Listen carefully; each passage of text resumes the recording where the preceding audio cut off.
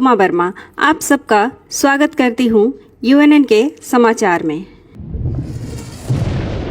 राज्य सरकार के उदासीन रवैये के कारण केएसयू, एफकेजेजीपी, आरबीवाईएफ और एचएनवाईएफ सहित मेघालय के री-भोई जिले के दबाव समूहों ने गुरुवार को राज्य में बाहरी लोगों के अवैध प्रवेश की जांच करने के लिए उमलिंग में अपना सुविधा केंद्र स्थापित किया। वहीं मेघालय सरकार ने 2 महीने में री-भोई जिले के उमलिंग में एक चेक गेट स्थापित करने का निर्णय लिया है। सरकार ने समय और लागत बचाने के लिए चेक गेट के लिए एक पूर्व निर्मित संरचना को मंजूरी दी है। हमने परियोजना के लिए एक प्रीफैब को मंजूरी दी है और यह 60 दिनों में सामने आएगा, मुख्यमंत्री कॉनराड संगमा ने कहा। मुख्यमंत्री संगमा की मौजूदगी में शनिवार को शिलांग में हुई बैठक में नए प्रोजेक्ट के विवरण पर चर्चा की गई।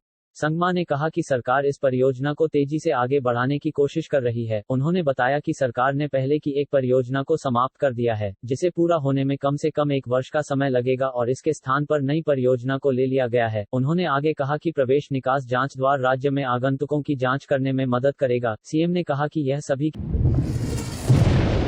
मेघालय राज्य बीजेपी ने अवैध कोयला परिवहन में शामिल लोगों की तत्काल गिरफ्तारी की मांग की है और राज्य के गृह मंत्री लेकमेन रिम्बुई को अवैध कोयला रैकेट में शामिल लोगों की तत्काल गिरफ्तारी का आदेश देने का आह्वान किया है, जिन्हें एक दिन पहले असम पुलिस ने फटकारा था। एक बयान में राज्य भाजपा के उपाध्यक्ष बर्नार्ड एन मारक ने कहा, गृह मंत्री को मनमाने ढंग से कार्य नहीं करना चाहिए जब यह पता चला है कि राज्य के ऊर्जा मंत्री जेम्स संगमा इसमें शामिल थे। लेकमेन रिम्बुई ने जीएचएडीसी में घोटालों की सीबीआई जांच का विरोध किया था और यही कारण है कि वे सीबीआई जांच की अनुमति नहीं दे रहे हैं, क्योंकि उन्हें मालूम है कि मुख्यमंत्री के बड़े भाई और ऊर्जा मंत्री जेम्स संगमा इस अवैध और गैर कानूनी गतिविधियों में शामिल हैं। ज्ञात हो कि पहले ही पूर्व गृह मंत्री जेम्स संगमा को अवैध कोयला परिवहन में शामिल होने के कारण हटा दिया गया था। मारक ने कहा, हमें लगता है कि अभी भी जेम्स संगमा कोयला माफिया नेटवर्क को नियंत्रित कर रहे हैं। लेकमेन रिम्बुई को उच्च स्तरीय दोषियों को नहीं छिपाना चाहिए जो जनता और गठबंधन के सहयोगियों का शोषण कर रहे हैं। उन्होंने कहा, कुछ मीडिया रिपोर्ट में उल्लेख किया गया था कि बिजली मंत्री जेम्स संगमा शामिल थे। यदि जेम्स कोयले के अवैध परिवहन में शामिल है तो उसे तुरंत अन्य लोगों के साथ गिरफ्तार किया जाना चाहिए। राज्य सरकार को माफिया गिरोह की तरह काम करना बंद कर देना चाहिए ताकि जनता को और धोखा नहीं दिया जा सके और पारदर्शिता लाया जा सके। एनपीपी के गठबंधन में बीजेपी का विश्वास था, लेकिन जिस तरह से राज्य में भ्रष्टाचार हो रहा है, हमें एनपीपी नेताओं पर अब भरोसा करने में डर लग रहा है। हम चाहते हैं कि अवैध कोयला परिवहन में शामिल बड़े मछलियों को गिरफ्तार करके न्याय दिया जाए। यह दुख की बात है कि लोगों को भारी भ्रष्टाचार के कारण एमडीए सरकार में उम्मीद खो खत्म हो रही है। भाजपा भ्रष्टाचार के खिलाफ शून्य सहिष्णुता रखती है, इसलिए नेताओं के अवैध कृत्य के साथ न्याय करके राज्य में सुशासन बहाल किया जाना चाहिए।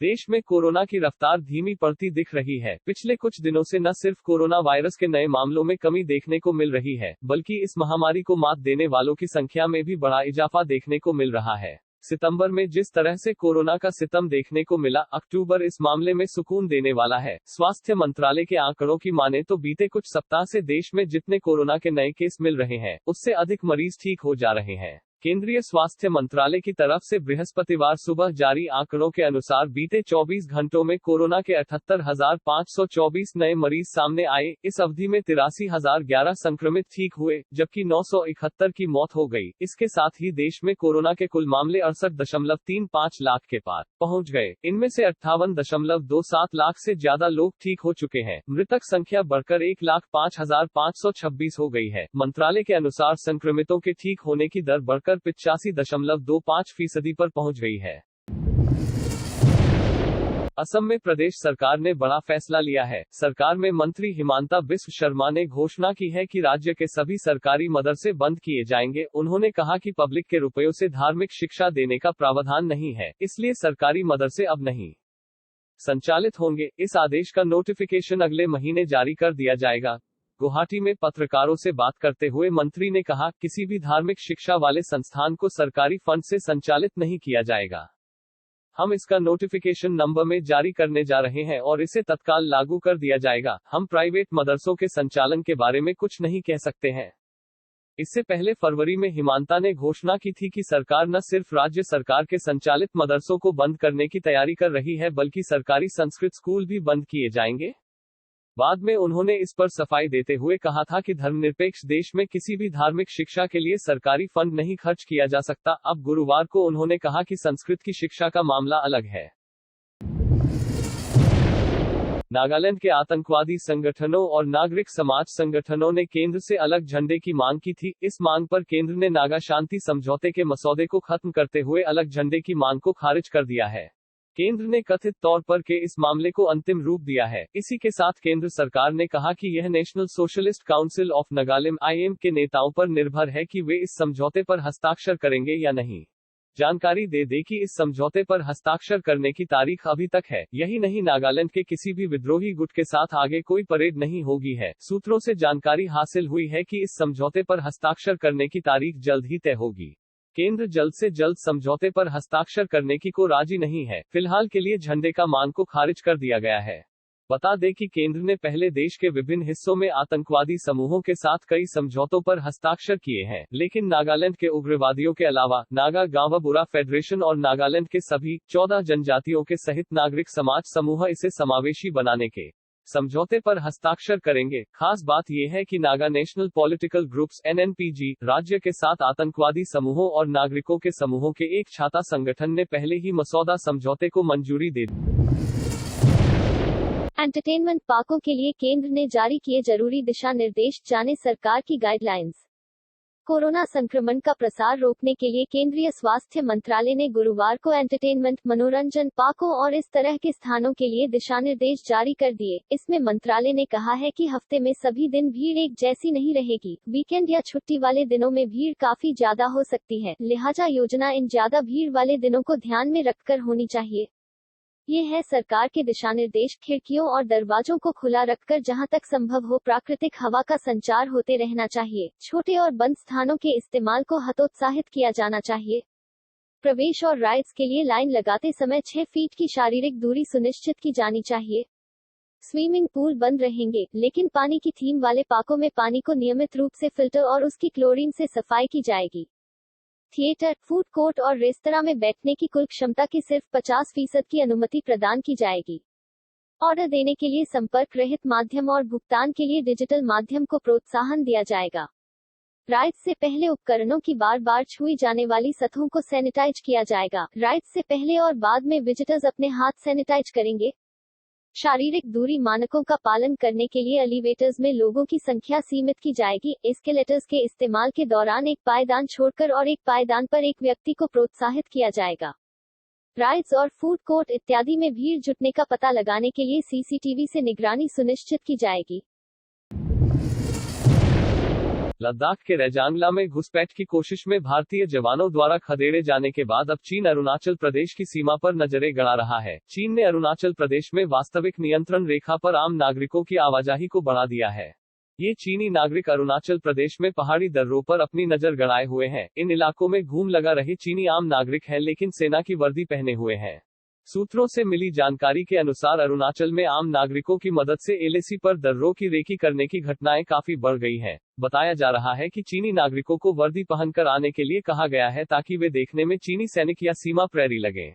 चीनी सेना इस तरह की हरकत लद्दाख में भी कर रही है। बता दें कि 2017 के बाद डोकलाम में पिछले 6 महीने से एक बार फिर से भारत और चीन की सेनाओं के बीच तनाव की स्थिति बनी है। चीन की सेना यहां भूटान की सीमा में झामफिरी रिज तक सड़क निर्माण कर रही है। चीन की इस गुस्ताखी ने सिलीगुड़ी कॉरिडोर के लिए खतरा पैदा कर दिया है। मेघालय सरकार किसानों के लिए बहुत ही अहम फैसला लिया है। लॉकडाउन में हुए नुकसान और आजीविका को बेहतर बनाने और बढ़ावा देने के लिए राज्य में उच्च मूल्य सब्जियों पर उत्कृष्टता केंद्र COE स्थापित करने के लिए इजरायल के साथ हाथ मिलाया है। सरकार ने कहा कि राज्य की मिट्टी और कृषि जलवायु परिस्थितियों के अनुसार राज्य में उपलब्ध विविध जैव विविधता और संसाधनों का दोहन करने के लिए महत्वपूर्ण है। सरकार ने कहा कि यह कदम आगे के अनुसंधान के लिए एक प्रेरणा के रूप में कार्य करेगा और पर्यटन की संभावनाओं पर विचार करते हुए बहुगुना पहलुओं में विस्तार करेगा। इसी के साथ राज्य में पूर्वी गारो हिल्स जिले के नोकरेक में खट्टे फल जैसे महत्वपूर्ण सब्जियों, फलों और पौधों का एक जीन पूल है। देश के प्रतिनिधियों और राज्य के कृषि विभाग के वरिष्ठ अधिकारियों के साथ वीडियो कॉन्फ्रेंस के माध्यम से हुई बैठक है। सोशल और डिजिटल मीडिया पर न्यायपालिका और न्यायाधीशों के बारे में अनर्गल टिप्पणियां सामने आ रही हैं। अब ऐसा लग रहा है कि न्यायपालिका इस तरह की गतिविधियों में सम्मिलित होने वालों से सख्ती से निपटने जा रही है। सोशल मीडिया और डिजिटल मीडिया के रवैये का अनुमान इसी तथ्य से लगाया जा सकता है कि आज सूचना क्रांति के दौर में लोग फेसबुक, व्हाट्सएप, ट्विटर, इंस्टाग्राम जैसे प्लेटफॉर्म पर न्यायपालिका और न्यायाधीशों के बारे में तरह तरह की आपत्तिजनक टिप्पणी करते रहते हैं। केंद्र सरकार ने भी न्यायालय से अनुरोध किया है कि प्रिंट इलेक्ट्रॉनिक मीडिया की बजाय पहले डिजिटल मीडिया को नियंत्रित करने की जरूरत है। हालांकि सोशल मीडिया पर न्यायपालिका पर अधिकांश टीका टिप्पणियों को नजरअंदाज कर दिया जाता है, लेकिन कभी कभी न्यायालय इनका संज्ञान ले लेता है और फिर इनमें अवमानना की कार्यवाही करता है। न्यायालय ने चेतावनी देते हुए कहा है कि अगर राज्य में कानून का शासन नहीं रहा तो फिर उसे संविधान के तहत प्रदत्त अपने अधिकारों का इस्तेमाल करना पड़ेगा, क्योंकि इसे अगर गंभीरता से नहीं लिया गया तो लोग कानून अपने हाथ में ले सकते हैं। त्रिपुरा के सीएम का अजीबोगरीब बयान, घरों में विवेकानंद की तस्वीर लगाएं, 30-35 साल तक भाजपा करेगी राज।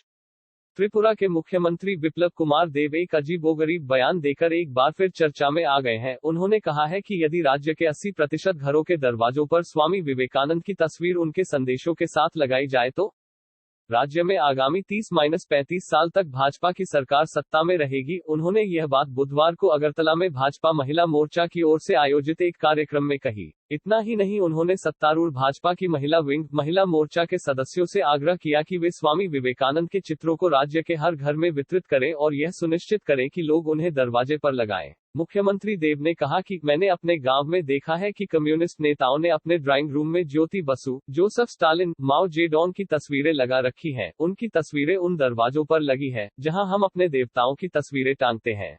उन्होंने लोगों से पूछा कि क्या हमने पिछले 2.5 साल में अपने घरों में स्वामी विवेकानंद की तस्वीरें टांग दी। हमारी पार्टी हमारी विचारधाराओं और संस्कारों को बनाए रखेगी। यदि त्रिपुरा के 80% घरों में स्वामी विवेकानंद की तस्वीरें हैं तो यह सरकार अगले 30-35 वर्षों तक राज करेगी। 8 अक्टूबर मणिपुर के थाउब जिले में घर घर की तलाशी के दौरान पुलिस ने बृहस्पतिवार को छिपाकर रखे गए हथियारों और गोला बारूद का जखीरा बरामद किया। पुलिस अधीक्षक सारंगथेम इबोमचा सिंह ने कहा कि अभियान थाउब जिले के लिलोंग और वोंगजिंग टेंथा विधानसभा क्षेत्रों चलाया गया, जहां पर 7 नवंबर को उपचुनाव होने हैं। उन्होंने बताया कि इस दौरान 6 बंदूक के अलावा कारतूस और हथगोले जब्त किए गए। पुलिस अधीक्षक ने लाइसेंसी हथियार रखने वालों से अपील की कि वे जल्द से जल्द अपने हथियार जमा करा दें ताकि उपचुनाव में किसी तरह की हिंसा से बचा जा सके। उन्होंने ऐसा नहीं करने वालों पर जुर्माना लगाने की बात कही। गौरतलब है कि राज्य विधानसभा की 5 सीटों पर 7 नवंबर को उपचुनाव होने हैं। आज के लिए बस इतना ही। कल आप सबसे फिर मुलाकात होगी कुछ और खबरों के साथ। तब तक के लिए नमस्कार, जय हिंद।